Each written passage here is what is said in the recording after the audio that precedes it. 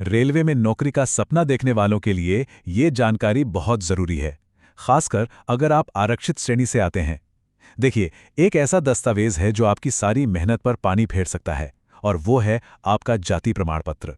जी हाँ, इसको सही तरीके से बनवाना समझ लीजिए आधा काम तो यही हो जाता है। तो आज चलिए इसी की बारीकियों को समझते हैं। और देखिए, ये नियम कितने सख्त हैं। ये कोई मजाक नहीं है। साफ साफ लिखा है कि अगर सर्टिफिकेट के फॉर्मेट में जरा सी भी चूक हुई तो आवेदन सीधे सीधे रिजेक्ट हो जाएगा। इस बात से कोई फर्क नहीं पड़ेगा कि किसी ने एग्जाम में कितना अच्छा स्कोर किया है। सोचिए, एक छोटी सी गलती और पूरी मेहनत बेकार। तो सबसे पहला नियम और शायद सबसे ज़रूरी नियम क्या है, वो ये कि सर्टिफिकेट केंद्र सरकार के फॉर्मेट में होना चाहिए, राज्य सरकार के फॉर्मेट में नहीं। और यकीन मानिए, यही वो पहली और सबसे बड़ी गलती है जो ज़्यादातर लोग कर बैठते हैं। तो सवाल उठता है कि आखिर ये सेंट्रल गवर्नमेंट फॉर्मेट है क्या? देखिए, ये एक खास तरह का लेआउट है, एक डिज़ाइन है, जिसे केंद्र सरकार अपनी नौकरियों के लिए इस्तेमाल करती है।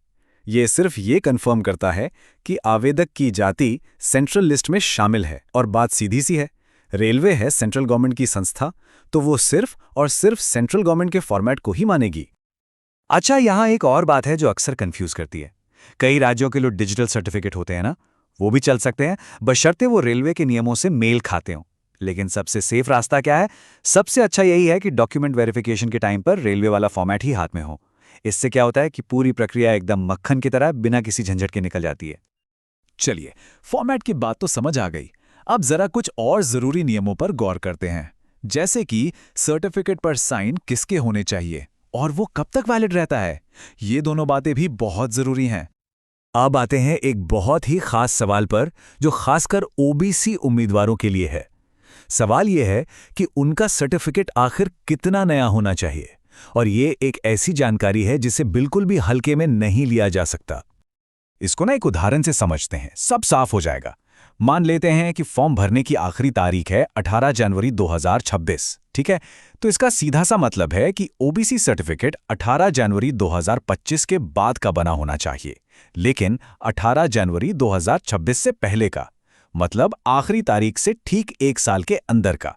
इससे एक दिन भी पुराना सर्टिफिकेट नहीं चलेगा। अच्छा, अब सवाल ये है कि सर्टिफिकेट पर साइन किसके चलेंगे? तो देखिए, डिस्ट्रिक्ट मजिस्ट्रेट यानी डीएम, कलेक्टर या फिर सब डिविजनल मजिस्ट्रेट, इन अधिकारियों के साइन मान्य हैं। लेकिन एक बात का खास ध्यान रखना है, अगर कोई रेवेन्यू ऑफिसर इसे जारी कर रहा है तो ये पक्का कर लें कि उसकी रैंक कम से कम तहसीलदार की हो, इससे नीचे नहीं। तो ठीक है, ये सब तो पता चल गया, पर अब सवाल ये है कि इसे बनवाना कैसे है। इसके लिए ना दो मेन रास्ते हैं, एक तो पुराना वाला ऑफलाइन तरीका और दूसरा नया यानी ऑनलाइन तरीका। दोनों में फर्क सीधा सा है। ऑफलाइन मतलब आपको खुद सरकारी दफ्तर के चक्कर काटने पड़ेंगे, सारे कागज खुद जमा करने होंगे, और ऑनलाइन में आप घर बैठे बैठे या किसी जन सेवा केंद्र पर जाकर राज्य सरकार के पोर्टल से अप्लाई कर सकते हैं। अगर ऑफलाइन तरीके से बनवाने की सोच रहे हैं तो स्टेप्स बहुत सीधे हैं। सबसे पहले तहसीलदार या एसडीएम के ऑफिस चाहिए, वहां से सेंट्रल गवर्नमेंट वाला फॉर्म मांगिए। अपने ज़रूरी डॉक्यूमेंट्स जैसे आधार कार्ड, घर का पता और 10वीं की मार्कशीट सब तैयार रखिए, और बस फॉर्म भरकर वहीं जमा कर दीजिए। चलिए, अब इस पूरी बातचीत के सबसे ज़रूरी हिस्से पर आते हैं, वो आम गलतियां जो बहुत महंगी पड़ सकती हैं। मतलब ऐसी गलतियां जो सारी मेहनत को बर्बाद कर सकती हैं। इनसे बचना ही बचना है। तो आखिर वो कौन सी गलतियां हैं जो आवेदन को सीधे रिजेक्शन के ढेर में फेंक देती हैं? इन्हें जानना और इनसे बचना बहुत ज़रूरी है। ये हैं वो 4 सबसे बड़ी वजह। नंबर 1, नाम की स्पेलिंग में गलती। सर्टिफिकेट पर नाम और स्कूल की मार्कशीट पर नाम एक एक अक्षर सेम होना चाहिए। दूसरा, पुराना ओबीसी सर्टिफिकेट, जैसा कि हमने अभी बात की। तीसरा, और ये खासकर ओबीसी उम्मीदवारों के लिए है, सर्टिफिकेट पर नॉन क्रीमी लेयर का जिक्र ही न होना। ये लाइन बहुत जरूरी है। और चौथा, फॉर्म में तो भर दिया कि आरक्षित श्रेणी से हैं, लेकिन सर्टिफिकेट अपलोड करना ही भूल गए। अब एक और सिचुएशन पर बात करते हैं जो बहुत लोगों के साथ होती है, खासकर उनके साथ जो एक राज्य छोड़कर दूसरे राज्य में बस गए हैं। ये मामला अक्सर काफी कंफ्यूजन पैदा करता है। सवाल सीधा सा है। मान लीजिए किसी का परिवार मूल रूप से उत्तर प्रदेश का है, लेकिन वो खुद अब गुजरात में रहते हैं, वहीं पढ़ाई की। तो उनका जाति प्रमाण पत्र कहाँ का बना हुआ माना जाएगा, उत्तर प्रदेश का या गुजरात का? इसका जवाब एकदम साफ और सीधा है। रेलवेज मामले में माता पिता के मूल राज्य को ही आधार मानता है, आवेदक के मौजूदा पते या जन्म की जगह को नहीं।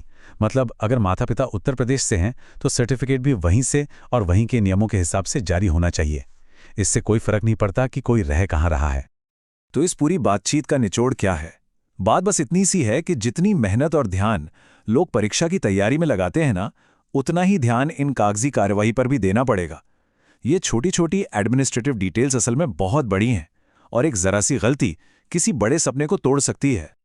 और अंत में एक सवाल सोचने के लिए, जब ये ब्यूरोक्रेसी, ये कागजी कार्रवाई इतनी सटीक और नियम कानूनों में बंधी होती है, तो क्या ये असल में सबके लिए बराबरी और निष्पक्षता लाने का एक तरीका है, या फिर ये खुद में ही एक अलग तरह का इम्तिहान है जो सिर्फ ज्ञान नहीं बल्कि किसी के धैर्य और सावधानी को भी परखता है?